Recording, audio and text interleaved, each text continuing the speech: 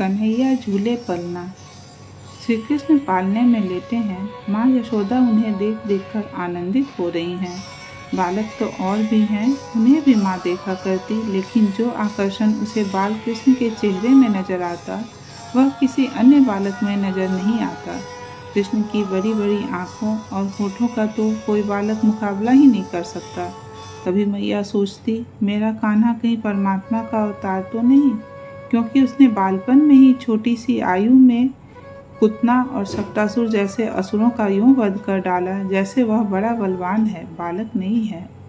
इसलिए यशोदा जब भी अपने सो रहे कान्हा की ओर वात्सल्यमयी नजरों से निहारती तो निहारती ही रहती। उसकी नजरें श्री कृष्ण के सुंदर चेहरों से हटती नहीं थी। इसलिए जब कान्हा सो रहा था पालने में तो माँ उन्हें बार बार देखती और मन ही मन खुश हो रही थी कि ऐसा बालक तो दुनिया भर में नहीं है। वह भाग्यशाली है कि उसे कान्हा जैसा बालक मिला है, जिसे अपनी गोद में बैठाकर सभी अपने आप को धन्य मानते हैं। एक दिन पालने में बालकृष्ण ने देखा कंस का भेजा हुआ राक्षस श्रीधर उनके पास ही खड़ा है और वह ब्राह्मण वेश में है। कृष्ण मन ही मन हंस दिए। श्रीधर बड़ा चालाक है, ब्राह्मण वेश में मेरा वध करने के लिए इसलिए आया है कि मैं तो ब्राह्मण का वध करूंगा नहीं। यदि मैं भगवान हूँ तो ब्राह्मण का वध कर ही नहीं सकता। श्रीधर ने पालने में लेटे हुए बालकृष्ण की ओर देखा। यशोदा पहले कृष्ण के पालने के पास ही खड़ी थी, लेकिन थोड़ी देर के लिए वह अंदर चली गई और श्रीधर को मौका मिल गया। लेकिन जाते जाते माँ कृष्ण के पालने की रस्सी को कील से बांध गई थी कि कहीं कोई राक्षसी आंधी आ भी जाए तो कृष्ण के पालने को आँच न आए।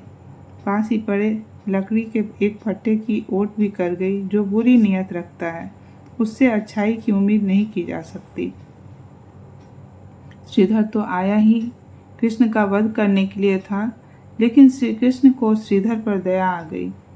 सोचने लगे, आया तो यह मेरे वध के लिए ही है, लेकिन है यह ब्राह्मण के भेष में और ब्राह्मण का मैं वध कर नहीं सकता। फिर भी उन्होंने श्रीधर का कल्याण करने की ठान ली।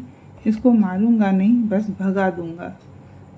और श्रीधर मौका पाकर पालने के पास आया। श्रीधर ने कृष्ण को पकड़ने के लिए हाथ आगे बढ़ाया। कृष्ण के संकेत पर योग माया की भी लीला शुरू हो गई। श्रीधर समझ ही नहीं पाया कि रहस्य क्या है, क्योंकि कृष्ण के हाथ तो वहीं हैं जहां वह देख रहा था, लेकिन फिर भी श्री कृष्ण के हाथ उसके हाथ में नहीं आ रहे थे। उल्टे उसका ही हाथ श्री कृष्ण के हाथ में आ गया। दूसरे ही क्षण श्रीधर को ऐसा झटका लगा कि वह औंधे मुंह गिर गया। उसके पैर धरती से चिपक गए, हिल नहीं पा रहा था श्रीधर। उसने महसूस किया जैसे श्री कृष्ण ने उसकी जीभ खींच ली है। श्रीधर डर गया, वह जमीन के साथ चिपक कर रह गया। उसके हाथों में श्री कृष्ण के हाथ नहीं आ रहे, बल्कि कृष्ण के हाथ ही यह चमत्कार दिखा रहे हैं। और फिर उसने देखा कि श्री कृष्ण पालने से उठे। हालांकि वह यह भी देख रहा था कि श्री कृष्ण पालने में ही लेटे थे, लेकिन उसे लगा कि श्री कृष्ण उठकर अंदर गए हैं, मटकों से अपने हाथ से माखन निकाल रहे हैं। फिर उसने देखा कि वह हाथों में माखन लेकर आ रहे हैं। कुछ रास्ते में गिर रहा है, कुछ हाथ में रह गया है, और आते ही हाथों में जो माखन बचा था उसे श्रीधर के मुंह में मल दिया है। श्रीधर साफ देख रहा है कि कृष्ण तो पालने में ही हैं और कृष्ण अंदर भी गए हैं, माखन लेकर आए हैं और उसके मुंह पर मल दिया है। लेकिन श्री कृष्ण के हाथ तो बिल्कुल साफ हैं। उनके हाथों में तो मामूली सा भी माखन नहीं लगा। फिर वह कृष्ण कौन था जो अंदर गया, माखन लाया और उसके मुंह पर मल दिया? और यह कृष्ण कौन है जो अभी भी पालने में लेटा है? यह रहस्य क्या है?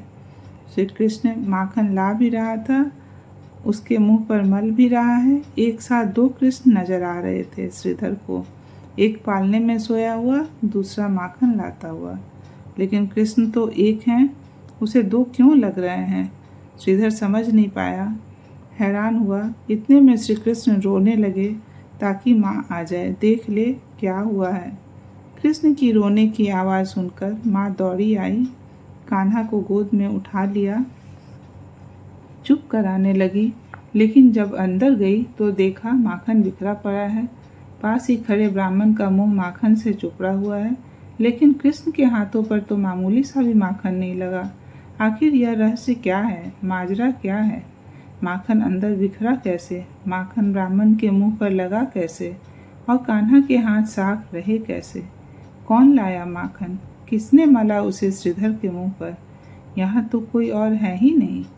माँ समझ नहीं पाई, उसे बस यही लगा पास खड़ा ब्राह्मण ब्राह्मण नहीं है, वेश बदलकर आया राक्षस है। यशोदा ने सेवकों को आदेश दिया, इस ब्राह्मण को ब्रज की सीमाओं से बाहर छोड़ आओ, कहीं यह कोई उत्पात न मचा दे। और यशोदा अपने कान्हा का मुंह चूमती चूमती उसे अपने सीने से यूं चिपकाए अंदर भाग जाती है कि कहीं उसके कृष्ण को उससे कोई छीन न ले।